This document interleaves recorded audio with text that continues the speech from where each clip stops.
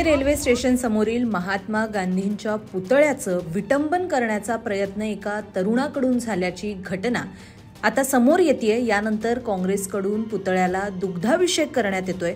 नेमकं हे प्रकरण काय आहे हे आपण या व्हिडिओच्या माध्यमातून सविस्तर जाणून घेऊया। नमस्कार, आपण पाहताय लोकसत्ता लाईव्ह। लोकसत्ताच्या पुणे प्रतिनिधींनी दिलेल्या माहितीनुसार पुणे रेल्वे स्टेशन समोरील महात्मा गांधींच्या पुतळ्यावर काल रात्रीच्या सुमारास सूरज शुक्ला या तरुणानं भगवे वस्त्र परिधान करून कोयत्याने वार केल्याची घटना घडली।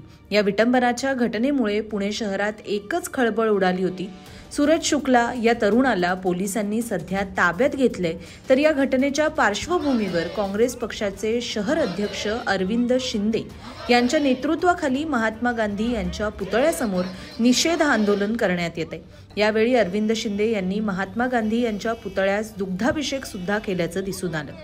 यावेळी अरविंद शिंदे यांनी माध्यमांशी संवाद साधत असताना असं म्हटलंय की मागील 12 वर्षांच्या कालावधीत भाजप सरकारकडून समाजात तेढ निर्माण करण्याच्या अनेक घटना घडल्या। त्याबाबत सांगायचं झाल्यास अगदी काहीच दिवसांपूर्वी भाजपच्या राज्यसभा खासदार मेधा कुलकर्णी यांनी पुणे स्टेशनचं नामांतर करण्यात यावं असं सांगितलं होतं। यातून समाजात केवळ तेढ निर्माण करणं हाच उद्देश आहे, पण हा उद्देश देशातील जनता कधीही पूर्ण होऊ देणार नाही। पुणे स्टेशन नामांतराची चर्चा थांबत नाही तोवर काल रात्री भगवे वस्त्र परिधान करून सूरज शुक्ला या तरुणानं महात्मा गांधी यांच्या पुतळ्यावर कोयत्याने वार केल्याची घटना घडली। या विटंबनाच्या घटनेमधून भाजपा समाजाला काय संदेश देऊ पाहतंय हे आम्ही जाणतो आणि त्यामुळेच आम्ही आज इथे निषेध नोंदवतोय। आम्ही आता पुतळ्याला दुग्धाभिषेक केलाय, पण या प्रकरणातील आरोपीला कडक शिक्षा झाली पाहिजे, जेणेकरून या पुढील काळात अशा प्रकारची घटना घडणार नाही अशी आमची मागणी आहे, असं सुद्धा काँग्रेसचे शहर अध्यक्ष अरविंद शिंदे यांनी म्हटले। दरम्यान अरविंद शिंदे यांनी ज्या घटनेचा उदाहरण म्हणून दाखला दिला ती घटना म्हणजे भाजपच्या राज्यसभा खासदार मेधा कुलकर्णी यांनी पुणे स्टेशनचं नामांतर करून ते श्रीमंत थोरले बाजीराव पेशवे यांच्या नावावरून ठेवावं, जेणेकरून पेशव्यांचा इतिहास सगळ्यांना समजण्यास मदत होईल असा विचार बोलून दाखवला होता। नंतर मेधा कुलकर्णी यांच्या या विधानावर शिवसेनेचा ठाकरे गट, काँग्रेस पक्ष यांच्या वतीने जोरदार आक्षेप घेण्यात आला। अनेक ठिकाणी मेधा कुलकर्णी यांच्या विधानाचा निषेध करणारे पोस्टर सुद्धा पुणे शहरामध्ये झळकले। त्यानंतर ही मागणी थांबते न थांबते तोवरच आता पुण्यातील गांधींच्या पुतळ्याचं विटंबन करण्याची घटना घडलेली आहे। असे जे काही लोक पुतळ्याची विटंबना करतात त्यांच्यावर कडक मधली कडक कारवाई झाली पाहिजे।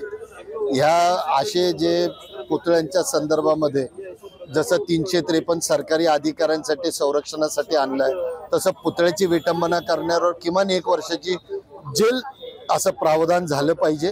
त्याला नॉन बेलेबल ऑफेन्स म्हणून झालं पाहिजे तर हे थांबतील, पण ही सरकार तसं काही करणार नाही।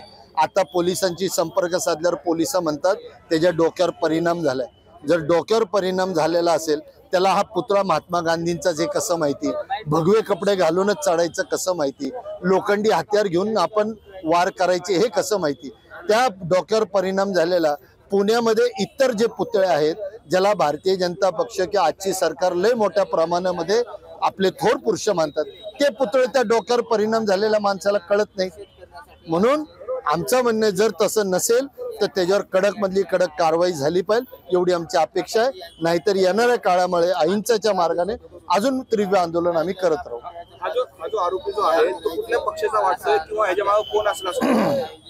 चौकशी अभावी कळेल, त्याचा इतिहास कळेल तो, पण आतापर्यंत एवढं कळतंय त्याचं नाव सूरज शुक्ला आहे, तो वाराणसीचा आहे आणि भगवे वस्त्र घालून आलेला आहे। आतापर्यंत एवढंच माहिती, ह्याच्यावरनं त्याचा इतिहास कळतो आपल्याला। काय केलं होतं तुम्हाला काय माहिती?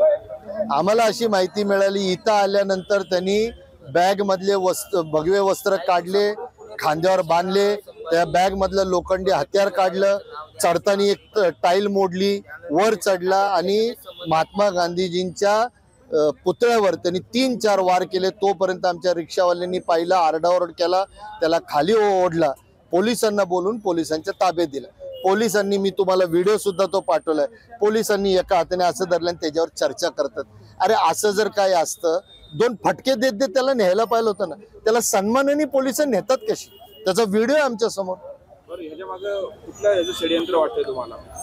पुणे शहराचं वातावरण बिघडवण्याचं काम हे स्पष्टपणे दिसतंय. परत ह्या मी सांगतो की काही दिवसांपूर्वी ह्याच पुणे रेल्वे स्टेशन संदर्भात भारतीय जनता पक्षाने एक नाव बदलण्याची जी मागणी केली आणि आमचं म्हणणं एवढंच आहे, पोलिस जर सांगत असतील की त्याच्या डोक्यावर परिणाम आहे तर इतर पुतळे त्याला कसे दिसत नाही ज्याच्या डोक्यावर परिणाम येते? त्याला काँग्रेस जे महापुरुषांना मानते, ज्यांनी स्वतंत्र चळवळीमध्ये भाग घेतला, त्यांचेच पुतळे कसे कळतात?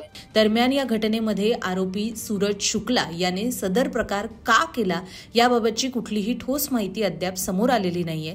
या प्रकरणी सध्या तपास चालू असून आता या प्रकरणातील आरोपीला नेमकी काय शिक्षा होणार हे पाहणं महत्त्वाचं ठरणार आहे.